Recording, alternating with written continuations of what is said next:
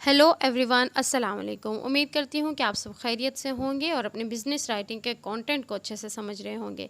जैसे कि हमने अपने प्रीवियस लेसन्स में बिज़नेस कंटेंट में पढ़ा, बिज़नेस राइटिंग में पढ़ा कि रेज़्यूमे राइटिंग क्या है, मेमोरेंडम किसको कहते हैं, बिज़नेस लेटर्स क्या होते हैं और न्यूज़ रिलीज़ कैसे लिखी जाती हैं। तो प्रेसी राइटिंग भी बिजनेस राइटिंग के एक मेन और अहम जुज़ में से कंसीडर किया जाता है। प्रेसी राइटिंग आज के लेसन में पढ़ेंगे कि ये क्या होती है, इसके मेन ऑब्जेक्टिव्स क्या हैं और इसके रूल्स क्या हैं लिखने के लिए।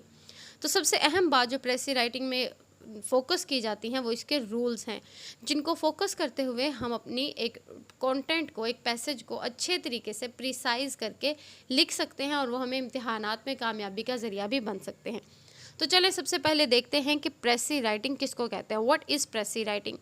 प्रेसी writing is basically summarizing the long passage into its short form. एक बड़े पैसेज को उसकी छोटे फॉर्म में कन्वर्ट करके लिखना प्रेसी राइटिंग कहलाता है। उस छोटे कंटेंट में हमने उस लंबे पैसेज का एक्सट्रैक्ट और जिस्ट लिखना होता है कुछ अल्फाज में। ऐसा नहीं है कि हमें उसकी जो कट शॉर्ट करना है उसमें इररेलेवेंट करेंगे या उसमें कोई प्रॉपर स्ट्रक्चर नहीं होगा। जबकि प्रेसी राइटिंग के पास में लिखते हुए हमें कुछ रूल्स को फॉलो करना होता है, उन रूल्स को देखते हुए हम पैसेज को शॉर्टन करते हैं और छोटा करते हैं, जिसकी वजह से हमारी वो एक जो प्रेसी है वो एक अच्छे नंबर हमें दे सकती है इम्तिहान में। Precis writing is basically the art of summarizing a given passage or text while retaining its main ideas and necessary points.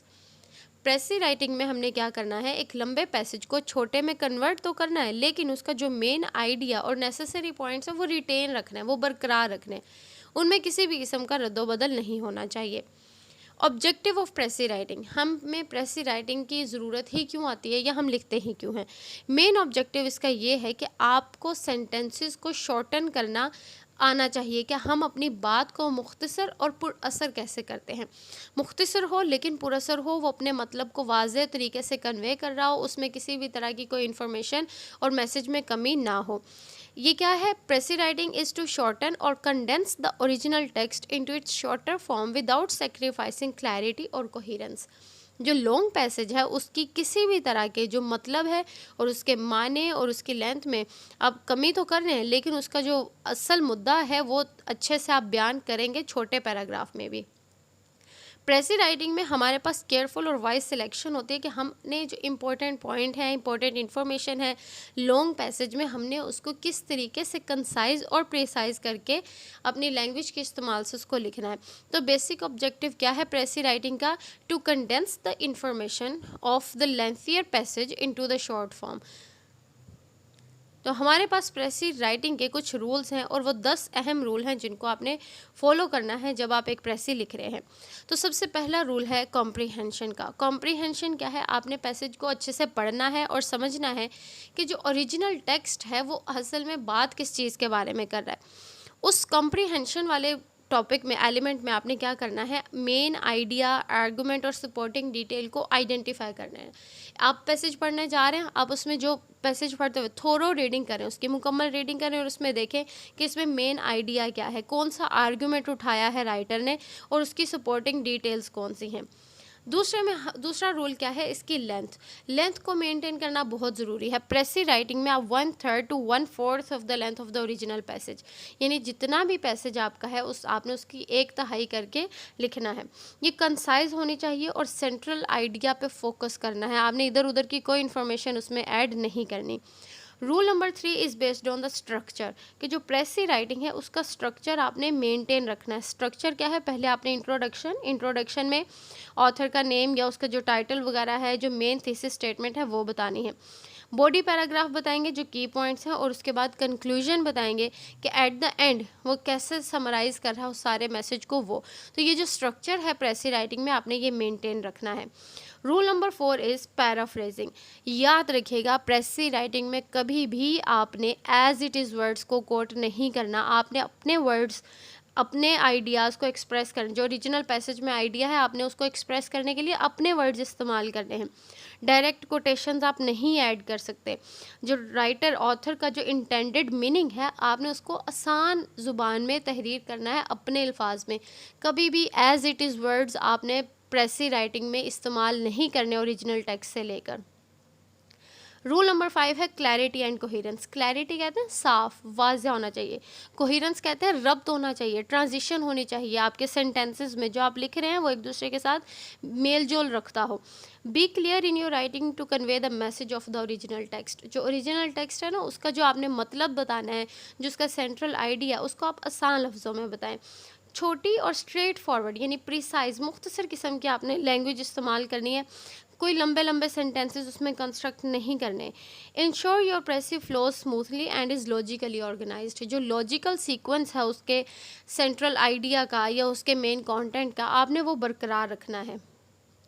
Rule number 6, omission of unnecessary details. अब जो हमारे पास लेंथियर पैसेज होता है उसमें बहुत इररेलेवेंट डिटेल्स होती हैं, जैसे एग्जांपल्स हैं, इलस्ट्रेशंस हैं, सपोर्टिंग एविडेंसेस हैं, जो कि 4-4 5-5 लिखी होंगी, और मेन आइडिया को वो ज़्यादा एलेबोरेटिवली, ज़्यादा वजाहत के साथ एक्सप्लेन करी होंगी। तो आपने क्या करना है, मेन और सिग्निफिकेंट पॉइंट पे फोकस करना है, जो अननेसेसरी डिटेल्स हैं उनको ओमिट कर देना, ओमिशन उसकी कर देनी है। 7th rule is really very important, no personal opinion. Precis writing में आप अपनी पर्सनल ओपिनियन नहीं दे सकते। आपने जो ओरिजिनल पैसेज है, आपने सिर्फ उसकी ऑब्जेक्टिव समरी देनी है। अपनी पर्सनल ओपिनियन कभी भी प्रेसी राइटिंग में ऐड नहीं करते, जो पैसेज है आपने वही लिखना है। Rule number 8 is sentence and paragraph structure.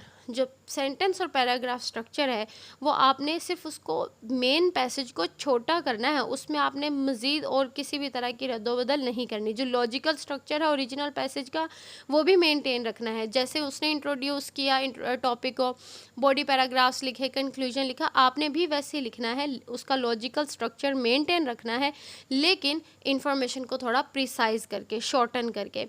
Appropriate और पैराग्राफ ट्रांजिशन होनी चाहिए ताकि आपकी जो प्रेसी है वो एक अच्छा पैटर्न फॉलो करती रहे। सेकेंड लास्ट रूल है third person and present tense. जब भी आपने प्रेसी लिखनी है तो ये थर्ड पर्सन नैरेटिव में लिखी जाएगी। थर्ड पर्सन क्या होता है, आउटसाइड ऑफ द पैसेज। क्या आपने उसमें अपनी ओपिनियन नहीं देनी, आपने उस पैसेज से बाहर रहकर उस टॉपिक को आइडेंटिफाई करना है और एक्सप्लेन करना है। और जो उसको आपने प्रेजेंट टेंस में लिखना है प्रेसी को। कभी भी आपने जो नैरेटिव स्टाइल है अपना लिखने का वो चेंज नहीं करना, सिर्फ वो थर्ड पर्सन में रहकर लिखनी है। आई का यूज़ हम उसमें नहीं कर सकते। Rule number 10, the last one, proof reading. जब आपने प्रेसी मुकम्मल कर लिया उसको अच्छे तरीके से प्रूफ रीड करें, उसमें ग्रामेटिकल एरर्स को चेक करें, स्पेलिंग देखें और पंक्चुएशन एरर्स को चेक करें कि किसी भी तरह की उसमें कोई कमी नहीं रहनी चाहिए। मेक इट श्योर कि आपकी जो प्रेसी है आप उसके जो ओरिजिनल पैसेज में जो आइडिया था उसी को कन्वे कर रही है या उसमें किसी भी तरह का कोई चेंज आया है। अगर वो कोई चेंज है तो आप उसको चेंज करें, रिप्लेस करें, और अपने प्रेसी का जो प्रिसाइज पैसेज है उसको आप अपने ओरिजिनल पैसेज के साथ दोबारा से इंटरलिंक करें और क्रॉस मैच करें और चेक करें। Proof reading is really very important. तो आज के चैप्टर में हमने ये कुछ रूल्स को स्टडी किया है। नेक्स्ट चैप्टर में हम प्रेसी के कुछ डूज एंड डोंट्स के बारे में पढ़ेंगे कि कौन सी चीज़ें हमें प्रेसी राइटिंग में करनी चाहिए और कौन सी नहीं। अगर आपके पास इसके हवाले से कोई क्वेश्चन है तो आप कमेंट सेक्शन में ज़रूर पूछ सकते हैं। Thank you so much, take care.